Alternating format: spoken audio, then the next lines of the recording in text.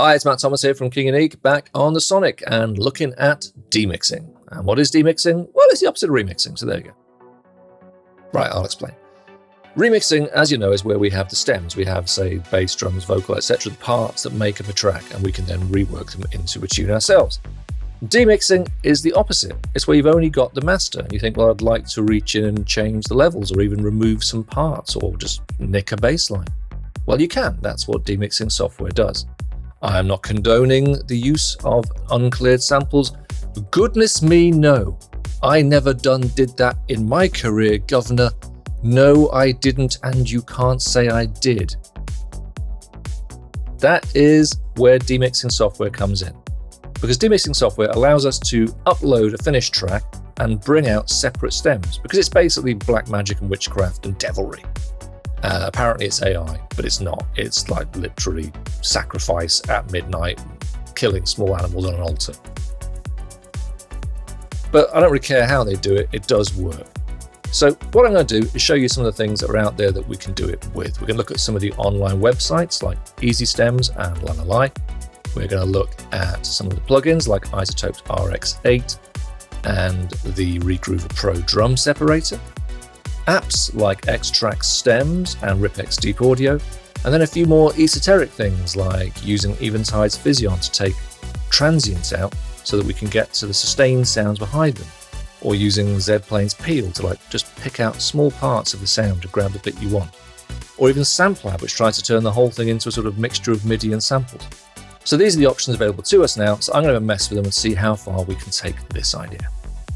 We're going to get into this demixing. So first place to start, if you've got no big ambition to spend any money or get particularly fiddly, but you just want to hear what this technology does, there's plenty of online solutions. I'm on ezstems, but if you Google demixing, then you'll find there's plenty of these out there.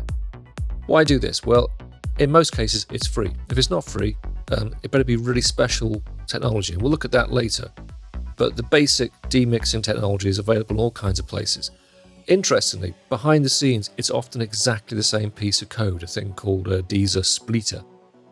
And that's inside some of the paid options we're looking at. So you might think, hang on, why am I paying then? Well, because some of them have got extra functionality, things you can edit, and this online version pretty much just says, give me a sound, there's your parts. But if that's all you want to do, perfect, so we'll start here.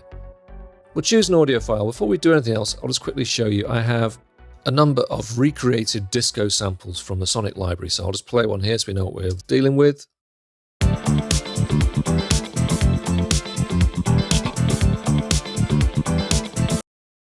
So I'm going to choose that sample, stick it into this ezstems. I can choose how many stems I want from this, 2, 4, or 5.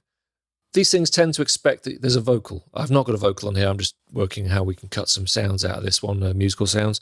So if you go for 2 stems, you're basically going to get what it thinks is the voice and then everything else. 4 and 5 will probably give you the voice, the beats, the bass, and everything else. And 5 will try and make a guess at voice, beats, bass, and then separate the music into at least 2 parts. So let's go for 5 stems. I want it as a WAV. I can have it in MP3s if that's any use to me, but I don't really need to. I want it nice and fancy. And there's a cutoff, an 11K or 16K, but I'd like the top end, so I'll leave it in. I'm guessing from having played with these things a while, the reason that's there is the top end can sound a little bit sort of low quality MP3 after these processes. So it's up to you whether you want to leave that in or not. I do agree to terms and conditions. I'm not even going to read them. Bad boy. And then I hit start. And it says uploading my file, which is true, because I'm connected to the internet and it's uploading my file. There it goes, woof. You think, well, this is racing along.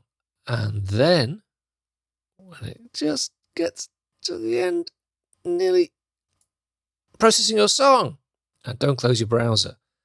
This button here may become part of your life if you want to use this regularly, because we're about to enter a queue. Now we're number 3 in the queue. That's pretty amazing. Last time I used this, I was number 27. It was a good 40 minutes waiting to get it done.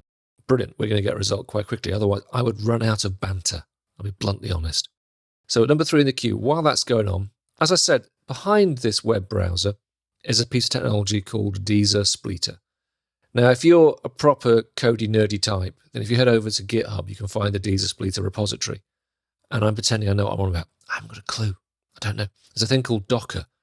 That's like a thingy that you put codes and libraries and dependencies into. Please, somebody stop me. I don't know what I'm doing at all. But occasionally you have to sort of deal with this stuff. In that case, I get somebody who does know what they're doing to set me up with some very sexy software that isn't actually available to us yet. Now, if you're one of those people who can mess with not fully finished or not fully front-ended software, get yourself over here, because this is where you'll find all this technology and you can actually mess with it yourself. And down here it tells us Splitter by Deezer.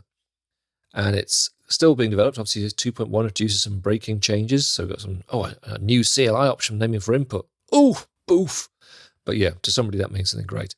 But down here it tells us more about what it does. So Splitter is Deezer's source separation library with pre-trained models. It's an AI thing, okay? So it's been trained on lots and lots of music. You haven't got to do that. That's the boring part of AI. They've done that already. All you need to do is throw your music in and it goes, well, hang on, I've heard loads of pieces of music and then I've heard their stems and I've been trained with that over and over and over again. So I kind of know what the relationship typically is between a piece of music and the stems that come out of it. So then you go, well, here's a piece of music. What do you think the stems would sound like? And it has a shot. Okay. So it can separate, as I said before, into vocals and accompaniment, vocal drum bass and others, vocal drum bass piano and others. Okay. Now, it says down here that Splitter, as I mentioned, has been used in many other pieces of professional software. So Isotope uses it in the RX-8, Steinberg uses it in Spectra layers, Acustica and Acon Digital, and so on. When we're messing with this free stuff, it's not like some throwaway little toy. It really is the same gear that you're paying a lot of money for. We're going to sit here now. I will let this keep recording, but I'll fast forward this bit so you don't have to hear me babbling on.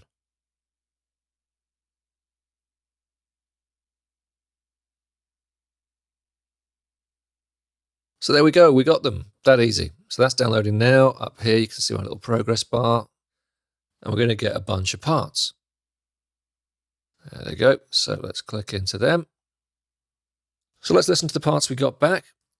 The original, as you recall, was this.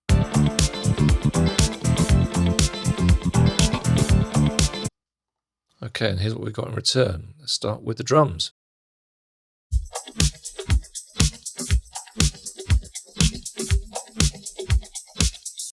Okay, let's hear the bass.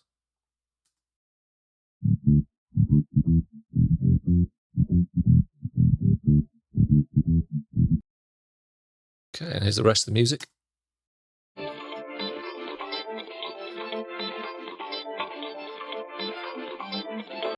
Except for the piano.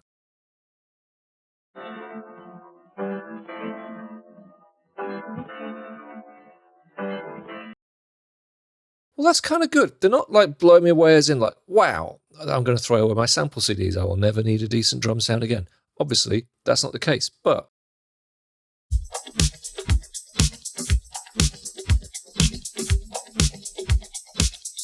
with a little work on the transients, maybe a little bit of doubling up some of the sounds, that's captured the feel and the sound of those beats really rather nicely.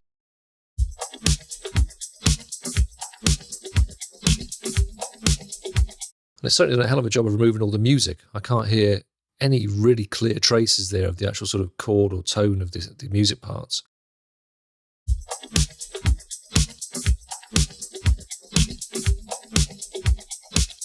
So there you go. That's the kind of technology we're dealing with.